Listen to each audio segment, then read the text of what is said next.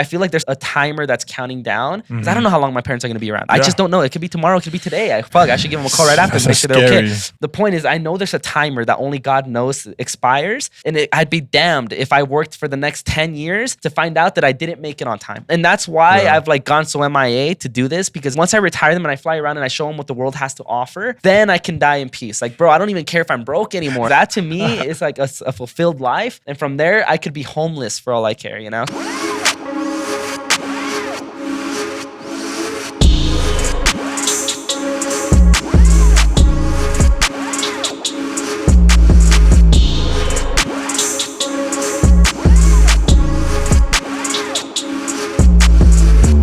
Shit, bro. You know? Yeah. I don't like when somebody says, "Oh, stick to this plan." It's like, nah. Yeah. All right, lit.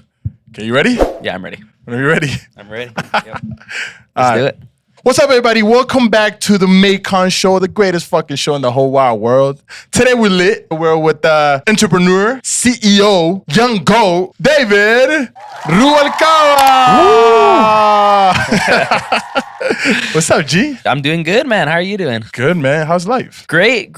I think life's been a roller coaster lately, but amazing. It's crazy what you guys have done here, man. This is insane, bro. Yeah, I hear that a lot. Yeah, it's good. It's good. I'm proud of it. I'm very happy about it. I love it. It kind of feels like the aftermath of everything. Yeah, I would say that like we have moments. The most recent was just 2 days ago. I had a friend from high school come into the office. Every time someone new comes to the office, their eyes like open and they're like, whoa, like this is real. And it's like, yeah, you know, for me, I'm used to it because I come in every single day. But sometimes I look back, it's like, damn, I forget sometimes how nice it is and what it took to get here. Is it difficult to deal with it? Is it difficult? Like 1,000,000%. Don't even get me wrong. Like the capital that I hold is always very low. It's not like I'm running around with $1 million in my pocket. You know, like everyone thinks that. I don't know why, but it's like I don't do that. But like the stress really comes in. I would say because, I can get very deep into this, man. Do it, bro. We're fucking going deep. Pause. Honestly, it's stressful because when you get started, you only think about yourself. I want to be a millionaire. I want to do these things. I want to be this great thing. But at the end of the day, now it's me and my team, you know? It's like if it was just about me, I'd be done, honestly. Like I'd retire now, I'd be fine, but it's not. So it's stressful every day because I'm worried about everyone at all times. Constantly worried about the way everyone feels and making sure that everyone's so well taken care of at Dava. It's hard for people to understand. They just want to like be quote unquote successful when it's a lot more. It's marketed to us like this beautiful, cool thing. The richest people never want to be successful to go to the beach and fucking stay there forever. Like, no, it's because they have a mission and they're passionate about something and they don't stop at the $1 million.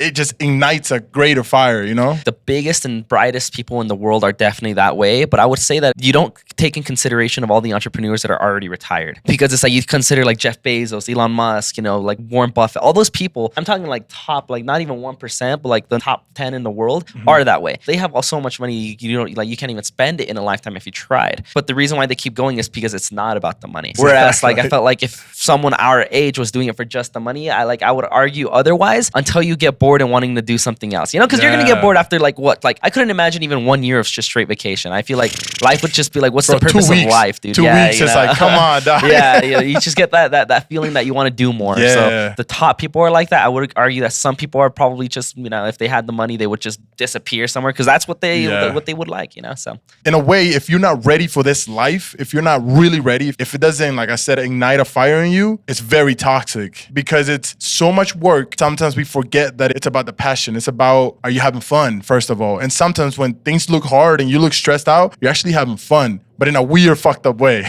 Yeah, I would say so. Like, entrepreneurship is hard because if you're not doing what you love, you know, and you're just doing it for the money, burnout comes fast. And if you're not doing it for a purpose, you know, because you can do something you don't love, but if you're doing it with a purpose, you have direction. But in entrepreneurship, that's what I tell everyone. The difference between you and anybody else that we hire, if you actually want to be a leader, is like if I set you in the middle of a desert with absolutely no direction and no one there to help you, would you be able to stand up and say, all right, we need to go that way and go in a direction that you don't even know it's right? You could be completely wrong and you can do so many wrong things, make the company unprofitable, lose a lot of money or make a lot of big mistakes, but you have to be able to look at something, make an educated guess and then run it a direction that may not even work. And that's something that most people fail to do. Everyone's biggest problem when they start in entrepreneurship is like, well, I don't know where to start. It's like, you think I fucking knew where to start? You know, it's like, there's no fucking book that tells you, hey, step 1, open LLC, step 2, do this. Like there's no book that does that for every single business. And that's where everyone gets it wrong. And what's sad about it too is that even if you give people people that sense of direction, they still don't even do it. You have to do something like go touch back on what you're talking about. It's like you have to do something that you actually are passionate about or that you want or drive, or you have a purpose. Yes. Because if you don't have a purpose, there's no motivation to want to do it.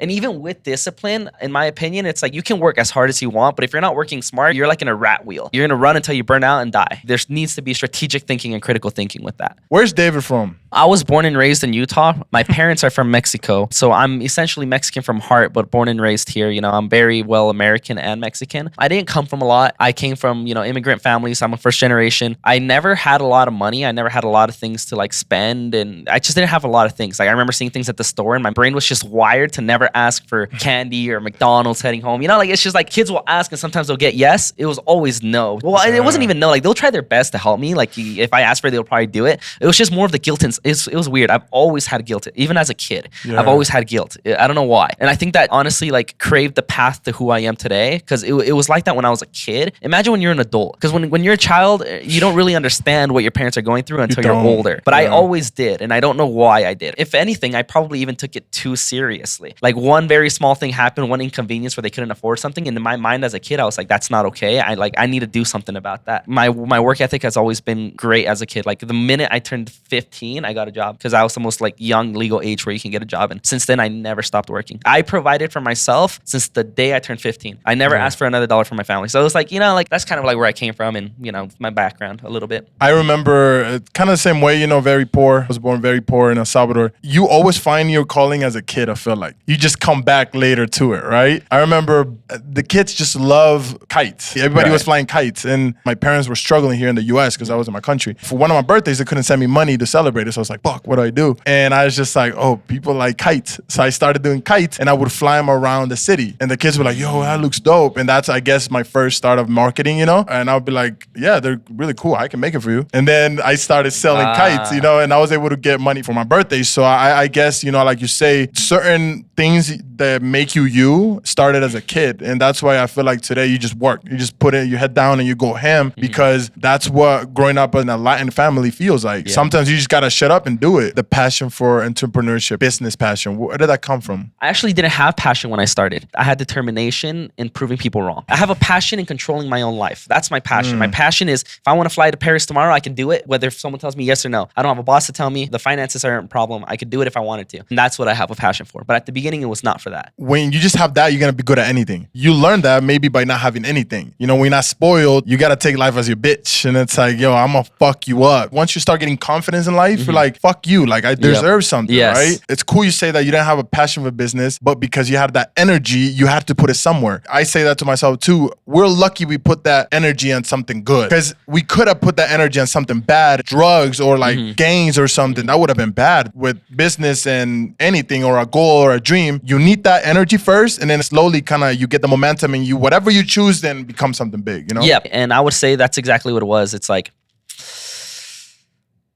yeah, I don't even have words for that. It's just like I'm like thinking about it. I'm just like so like it's almost heating me up right now that it almost makes me want to go back and work again. You know, so it's like it's hard for people to understand that they want the houses, they want the cars and everything, but unless you have a rich daddy, you can't fucking do it without putting that work. And you have to, in some fucked up way, like it. It has to be this like weird one. I stay till fucking 4 a.m. sometimes editing the video, making sure the person I'm interviewing looks cool and it's perfect. And I bet you don't want to fucking be in the office editing either. That energy just like, fuck it. I'm gonna do it because this shit's gonna get me to wherever I want to be at. The way I tell people, it's like if you're drowning in the water, you have no other thought in your mind but to get air. You just want to grasp for air no matter what it takes. You're not thinking about when you're gonna eat for lunch later today or, oh, I want to go dancing or I miss this person. It's like, I need this so bad that whether if I like it or not, I have to do it. I cannot tell you how many hours I put in a day, every single day, and how alone I was and like how many people I neglected to do the things that I'm doing. It's like people ask like, well, what was the secret to move as fast as you guys did? It would be literally like I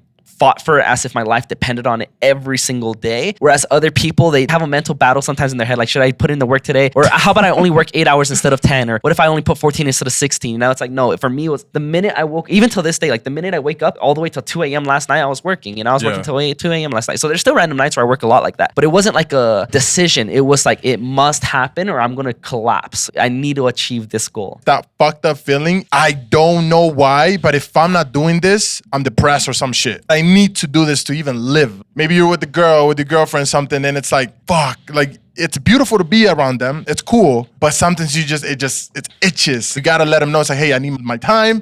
I love you and I care about you, but for some reason I need to be here. You said it perfectly the other day we talked. You told your girlfriend, bro, I won't forget that quote. It was a great conversation. You told me, it's like, I decided I'm not gonna be a billionaire. And your girlfriend was like, well, why? Because she supports you, right? It's like, well, because I love you too much. And they don't understand. Like, I'm not saying they don't understand, but it's hard. It's something hard to understand. It's like, if I truly wanted to be where I wanted to be today, I would not be with my girlfriend today. And that's why when I was starting Dava, I had a lot of potential relationships, a lot of people I was talking to that I was interested in, but I just had to tell them no. Like, it wasn't even a question in mind. My dad would tell me to go to the gym. I'd just be like, no. He was looking out for me. He was looking for my physical health. I was very not taking care of myself back then. And I would just say no to everything, because every minute mattered. Every single minute. It sounds like unbelievable almost, but like every minute was a working minute. And if I wasn't working, I was eating to get ready to work again. How did Dava start, bro? Dava, that's a long story. How much do you want? I can tell you all of it, but it's it's a long story. I like that, bro. Well, we edit around here, so yeah, we can cut down the Early 2019, Vale had a girlfriend. I was going to college. I was just very driven. I was at the peak of my drive. I just didn't know what I wanted to do. Like I said, I wasn't an entrepreneur. I was a hard worker. It's all I was. And Vale was the one that came up with the idea of day trading. Let's day trade. Sure, I was a yes man when it came to anything about work. Hey, let's go buy real estate. I would be like, sure, whatever I have to do, and I'll do it. There was a guy locally that was making a lot of money. Vale came from Los Angeles, editing with a lot of creators, and he said, this guy's starting a YouTube channel, has no subscribers, right? And his videos look like crap. How about we edit for him for free, grow his channel for free, do everything YouTube-wise for free, in exchange for his mentorship and day trading. And I actually have videos of us day trading in his house, like personally being mentored. After we did that, we started blowing up his channel, right? He went from 0 subscribers to 3,000 in like a month. You know how much that is when you have 0 subscribers. And then I think we ultimately stopped at like 18,000 and we stopped working with him. But the point is, his friends saw how much growth we were bringing him. It's like, hey, well, since you're already getting mentorship, let me pay you. It's like, sure.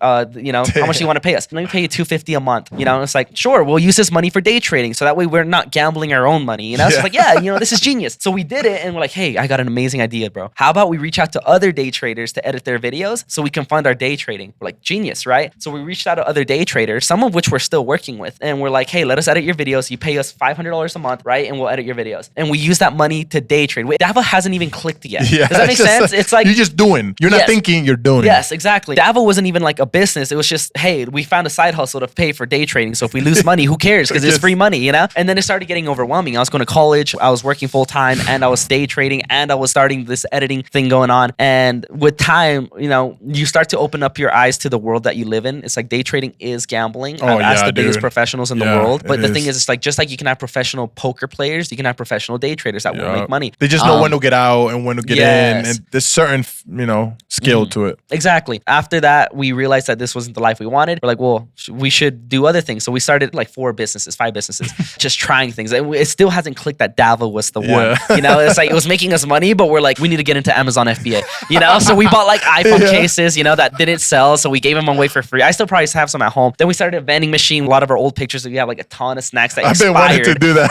And our vending machine broke. And then, so we made a lot of stupid decisions. It was so many stupid businesses. But at the same time, we're like, well, let's keep growing this editing thing so we can keep funding these stupid tasks until one of them works. And then at some point, we're making like $3,000 a month. We're like, bro, this is actually a pretty good amount of money, $3,000, It's like, why don't we just push this thing? And it was just you two. Yes. So you were splitting it. That's crazy, bro. And we were working our full-time jobs at the same time. I was his manager. We worked at a door-to-door company. So it got busy in the summer. So busy that no one had the time to even watch if we were doing our work. But at the end of the summer, they're going to find out that we didn't do shit. And so we told ourselves, we're not going to invest almost any time into our jobs. We're going to do it all into our business. So if we don't succeed, we're going to get fired, and so we gave ourselves a deadline. By the end of summer, we have to be making the exact amount of money that we both make from our business and be able to quit our job. So that way we don't take a pay cut. We just get paid. And that it literally happened. Like, I remember the day very perfectly. I even tweeted it. If you look at my Twitter, I said, I finally make the same amount of money that me and Mavala do, combined at our jobs. When is the right time to quit? Because if we quit, then we would just be at 0 again. I think it was like 2 or 3 days after after, our manager calls us and asks us to see the work we did. This was at the end of summer, you know? And it was nice because we were just about ready to get those double checks, you know? It's like, hell yeah, I'm getting paid 12. I'm about to get paid 24, you know? I was excited. And then they called us in, saw that we were doing nothing. And they basically told us, like, you need to work because we were working from home. We actually released an office. We leased an office. That's how we got away with it. And so it was too late. We had too many clients to work at the office. Like, it was impossible to work at the office. So we had to quit. And then right when we quit, we were making the exact same amount as what we made at our jobs, but now with a business. Damn, bro. So it was perfect timing. This reality, it's yours, right? But if you want to get to somebody else's or another reality, you have to break through literally fucking matter. The only way to do that is to go through an insane amount of energy, the same amount of energy that it takes to get somewhere. You have to go through it as well just to break the reality, you know, bullshit. Yep. Once I became a professional soccer player, they told me if I went to another country, I was never able to come back. Yeah, I remember to you the telling me that US. story, man. I just wanted it, like you said, feeling like you needed to live. I was like, fuck it. I didn't even think about it, and I just did. And that energy, I wanted to throw up once the airplane took off because I was, fuck. You knew you couldn't come back, man. Knew, it's like, bro. When you told me that story, till this day, I have never met someone that had a quite, like, I would even say yours was a bigger risk than mine. Because me, I was going to lose my job. I can get another job tomorrow, you know? But it's like, your risk, dude, was the exact definition of what I was talking about. Because even though mine wasn't as intense as yours, it had the same concept. It was all or nothing. I was ready to be left on the streets. I would have been okay to live on the streets, knowing that it's just worth the shot, you know? Because it's like, I have nothing anyways, you know? It's like, I'm already broke, bro. Nothing to lose. You know, like, yeah, what am I going to lose? You know, my couple hundred I have saved in the bank, you know? Like, to break the sound barrier, you got to go fast enough. And there has to be so much pressure that people almost pass out. You know what I'm saying? Because there's so much pressure. And that's what I feel like success is like. You have to go through that pressure, bro. If you're soft and you're not ready for that pressure, you're going to crash and burn, bro. It's the only way I think that you could achieve a success at a faster rate, especially when you know nothing. Because you're going to make so many mistakes that it's like, might as well like walk on fire and just like soak up that pain and just get past it, you know? It's like, you have to go through it. It's going to suck. There's no way that it's easy, but you can bring the light in it. You know, I was happy every single day I was working like that. I was like I wasn't depressed. I was literally determined. Excited. Like, yes, excited. It's like, I know this day's going to come and I cannot wait to prove everybody wrong. You know, like the things I was called and the people that doubted me and the people that like held me back. I didn't want to be that person that was like on Twitter saying, wait 5 years and I'm going to be there. Like, I never tweeted or talked about it until I was already there. I don't want to be that person that was all talk. You know, like there's a lot of people that are like, I'm going to be this. You're going to regret not being friends with me. And then they don't do anything. You know? So it's like, yeah, exactly. That's the difference between confident and cockiness. Confident, you wake up and you look at yourself in the mirror, you're like, motherfucker, you're going to get there. And being cocky, it's like, motherfuckers, I'm going to get there. You know what I'm saying? Like, you're 100. That was a good way of saying it, bro. When did the Jake Paul thing came? People don't believe it. I woke up to working with Jake Paul because it wasn't even me that sold him her wallet. It was one of my salesmen. People are like, so how did you do it? By the same thing that I taught people from the beginning is what got him. It's just like, hey, salesman, this is the way to make money. Now do it. And they just rinsed and repeat. And one day it just happened to get to the right person at the right time. And ever since we got that credibility has held. The thing is, we've had hundreds of thousands of subscriber clients. We've had more and more and more. So we had credibility under our belt. They knew to trust us. The offer we gave was the reason why he signed on. You never ever talk to someone at that level and not provide more than what you're willing to receive. Those types of clients are clients who work for free. I can even tell you a secret. It's like when we first started, what people don't understand, it's like we edited videos for free for so long. Yes. You know, for so long. That's what people are too spoiled to do. Yes. It pisses me off. People are like, well, I'm worth more. I know fucking shit. You know, like I know you're worth more, but it's like you have no credibility under your belt. You have to know how to work like a dog just to get a few credibility to get you to the next level and then the next. I think execution is worth more than everything else. You can be the stupidest guy, but if you're executing, you will slowly start to become less and less stupid, you know, just because you're learning from mistakes. People overcomplicate things. People think there's like a secret recipe to everything. And it's like, I can tell you the biggest secrets that took me there and they won't do it because they're just that stupid to not want to listen and not disciplined and motivated to work and put in the hard work. You got to make the secret sauce. That's what people don't understand. You can't buy it. You got to make it. You can get little recipes and stuff to understand how to make your sauce, but no, you got to make your own. Dava is something big now. What you guys are doing is something different. For somebody who doesn't know what Dava is, how can you explain to them what Dava is? Dava's a creator's company. Any creator, whether if it's TikTok, YouTube, podcasting, whatever it is, we have a lot of different places to put creators depending on your size. Even you should be working with Dava. We can go anywhere from editing their videos to repurposing them to managing and growing social media platforms. I don't know if you know that. We have a social media platform where we actually grow their platforms. Growth is hard to guarantee and it can't be guaranteed because if you don't have the right personality, you're not going to grow, right? No matter what strategy you use. We have those departments now where all you do is film film one podcast like this, you send it to our team, and they literally cut it up, they schedule it up, they post everywhere, they get you everywhere. And then all you do is just have these conversations and you're done. That's all Dava is. We work with creators. And if it's thumbnails, video editing, social media management, or even finding you brand deals. Many people don't know where creators find their money. I know a lot of creators with millions of followers. I met them at VidCon that are broke. I met a creator that had like a couple million followers. And we're like, yeah, if you guys want to come to our lunch, we'll pay for your lunch and Uber you there. And they're like, what? Really? And I'm like, yeah, it's only like what, $200, you know? Yeah. But to them, they're like, oh, whoa, I'm going to make 200. It's just because you have a lot of followers does not mean you make a lot of money. It means you have potential to make a lot of money, but most people don't know how to monetize. And that's where we come in. We come in with that business aspect of it. Ask any creator with 100,000 followers on TikTok or Instagram, and you're going to see how broke they are. People think if I have 1 million followers on TikTok, I'm going to be rich. No, I met those creators. They're not rich. I promise you. If you think $8,000 a month is rich, you know, it's not. It's very far from buying Teslas and nice house and vacations every week. Very far. What can a creator do, let's say 15, 20 years old, right, to get y'all's attention? If you're very small, I'm going to lay it flat. You need to know what you're doing if you want to grow. If you don't have the money, that's okay. But you have to have the time and the power and the energy to do everything else. Yeah. And that's where most people fail, right? Because they don't want to learn how to edit. They don't want to learn how to graphic design or film videos, right? But if you have money, man, one podcast like this and it's everywhere. If you're a very small creator that's just getting started on YouTube, you can subscribe for our thumbnail plans for just $100 a month. It's like less than what you pay for gas. No one wants to invest in themselves, so congratulations for making no progress. If you know how to film your videos and you're entertaining, that's already the first step. Now you need your YouTube video edited, so you can get your YouTube's video edited for like as low as like $14.95. Now you have the retention aspect of it. Now let's say you grow and you make $2,000 a month. Well, now you can afford both of that together. So all you have to do is film the content, and that's it. And boom, that's all it takes. All it takes is like about $2,000 a month, and you're already automated, not having to edit and thumbnail. All you have to do is create the content. But most people aren't willing to make that risk. This is a message to everybody. It's like, if you don't have the money and you're like, whoa, $2,000 a lot, David, I'd be realistic. Then you need to get your ass on a chair and start working. Because if you think that's a lot, then you're never going to get out of this mindset. You better start learning how to edit today. If you're not willing to spend $2,000 on yourself, then don't even waste your time. I know for a fact that when I pay an editor to do what I do, I'm going to gladly give him that money because I know what it fucking takes. I know how hard it is. But somebody who doesn't, they should be like, that's a lot. It's like, motherfucker, you try it then. I see you guys sometimes. You guys are stressed. There's deadlines. You know how many times have you came to my office and I wasn't like wired in? You know, the only 2 times you came, I'm over here like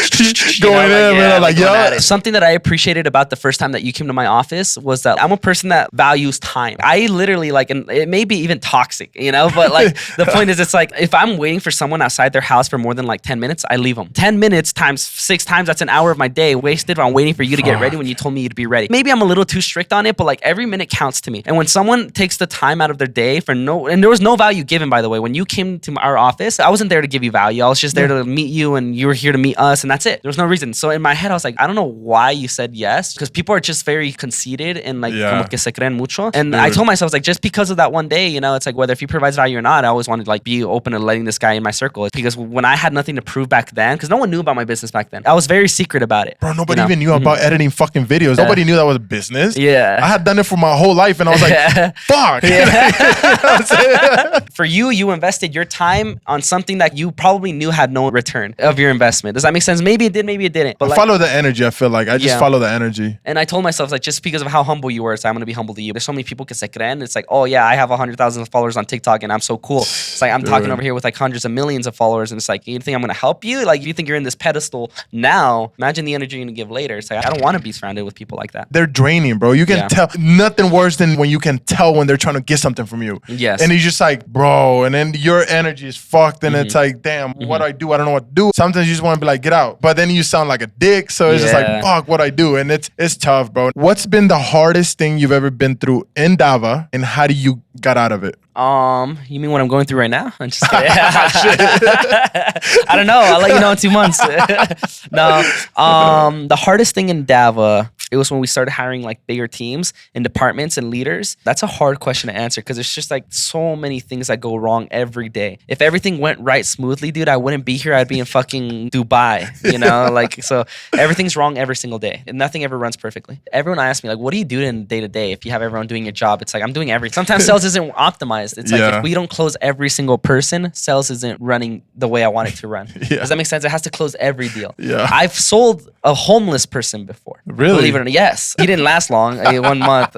But like this was way back in like the super like sell everything. Not one person goes through these stores without closing, you know? So it's like, yeah, you know, like we've sold a homeless person before, you know? And I'm not even joking, bro. I wish it was a joke, but it's like, when I was investing all my time in sales, I would literally have conversations. Not one person's going to walk out of your phone call without closing. And yes, obviously that's not going to happen, but if you aim for it, you'll get close to it. And, you know, and it's just funny because we forced a sale to close from a person that invested what he had, and he worked hard. It's just, you know, you can't subscribe every month if you're homeless, you know? So, you know, and it's not like it was bad blood, you know? It's like, hey, you know, we tried, you know, we tried. But that's what I love about money. At the end of the day, it has no feelings. It's just a paper and it's a game. If you get on your feels, then you're going to lose really fast. That's why I tell people, everyone always says local support this, local support that. It's like, bro, I don't fucking believe in local support. I don't believe that for shit. Because if you're trusting other people with your success, you're bound to fail. It's just stupid. I will never, ever put my success in the hands of other people. That is ridiculous. You have to put so much value that it doesn't matter if your biggest haters hate the hell out of you. They're going to support you because they have no other choice. Fucking you know? Music, for example. If you manage yourself to blow up, like let's say, I'm sure music people have a lot of haters. People that hate on their music. Your music sucks. I'll never support you, right? But and then let's say you're very smart with, you know, strategy and growth and marketing. You can get yourself to become a trend on TikTok, blow up to millions of people, and then these people that are like supposedly not supporting you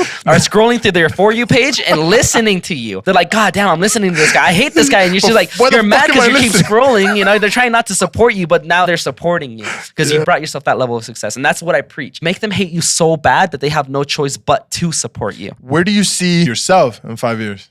5 years, I'll definitely retire my entire family. They're going to work by choice. It will come in 5 years. It's not far at all. If anything, sooner. So like financially, my goal is to make sure everyone in my immediate circle is financially taken care of. I may even just be flying around the world with my family just to enjoy while we can, you know, because we're young. It's like I said, I live the, like, while you have the chance, do. If I'm not pursuing bigger goals financially, I will be traveling a lot with my family and enjoying life for the little time that we have. And then once I feel like I've enjoyed it enough, then I'll go back to work and just, you know, probably be one of the biggest people in the world. And when it comes towards creation and helping creators and growing. And if it's not that, I start a tech company. I don't know if you know this, but my only goal in life is to retire my family. I don't care about me being rich. I don't want to be rich. I want to retire them. But I feel like there's a timer that's counting down because I don't know how long my parents are going to be around. Fuck, I should give them a call right after to make sure they're okay. The point is, I know there's a timer that only God knows expires. And I'd be damned if I worked for the next 10 years to find out that I didn't make it on time. And that's why I've like gone so MIA to do this, because once I retire them and I fly around and I show them what the world has to offer, then I can die in peace. Like, bro, I don't even care if I'm broke anymore. That to me is like a fulfilled life. And from there, I could be homeless for all I care, you know? What about Dava? Dava's already becoming the #1 biggest creator company in the world. So like we flew to LA to look at offices down there. That department's growing too. We hired someone that's a director of platforms over there and she's just crushing it. So she's going to handle that entire department over there in LA and then hopefully build a big headquarters in Los Angeles where creators can come and network there. And that's the hub, like, bro. Yes, it's the creators hub. That's exactly what we want it to be. I feel like real shit, you guys making that move will probably 10x you guys. Real shit. We're basically doing it. It's not even like it's a dream. Like we're looking at the offices. It's within our budget. It's going to happen. Yeah. It's just a matter of when. If you could go back in time, 5 years old, what would you tell that kid?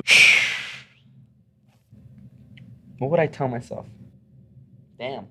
Okay, I would say, give me 2 sentences to tell him. I would tell him first, don't go to school and don't listen to anybody around you. You have potential, okay? And number 2, the #1 thing you need to know in business to succeed, the root of everything in business is understanding everybody but yourself. You have to understand the way everything works and what everybody wants. That's the most important thing. And I think from there is the root of everything. What I mean by that is like, if you want to sell something, well, what's going to convince someone to want to buy it? Like, how do you put yourself in their situation to want to buy this thing? Or maybe you want to network with someone big. How do you put yourself in their shoes to send the right message to get their attention? Like, well, if I was Jake Paul himself, what kind of message would I receive to actually invest my time into reading it? What would I actually say? And if you start with the root of thinking, like, what would you do in everybody's shoes? I think that's actually the root to success in everything. In a relationship, in business, in finance, in finding a new job, going through, you know, interviews. I interviewed a lot of candidates. Why should I pick you? Because I want to be a better editor. I don't care that you want to be an editor, you know, but people don't approach it that way. It doesn't just happen in business. That's why I say 2 sentences. Get into business because you have the potential, and 2, study study the way everybody else feels. It's never about you. The number one rule in marketing is that no one gives a fuck about you. Love so that only shit. think about other people and the way they see it. Everything. Yeah. If you want to build a new business, think of the root. If you wanted to pay $10 a month for this app, what would convince you to do it? Well, if I gave you an iPhone and I gave you like a list of all my contacts and I gave you a list of all my secrets, would you pay $10 a month for it? Fuck yeah, then maybe that's an option. It's just, there's so many ways to approach it, but that's the root of everything. Yeah, so awesome. But yeah, man, thank you for being on the podcast, the Maikon Show. No, God damn it, see, it's not a podcast, it's a show. Thank you for being on the show, the Maikon Show, greatest show in the whole wide world. Logan, I'm coming for your neck, G. But yeah, hey guys, thank you so much for being back. You could be anywhere in the world, but you're right here with us, with David, with Maikon. You're chilling with us. And we could be anywhere in the world, but we're here with you guys because we love you. We care for you guys. You guys are the most knowledgeable people ever. Just like and subscribe, please. There you go. Hit the like and subscribe. See you next time. Love you guys. Have a great day. Wear a condom. Go to sleep early. You know how I go. Love you guys. Peace.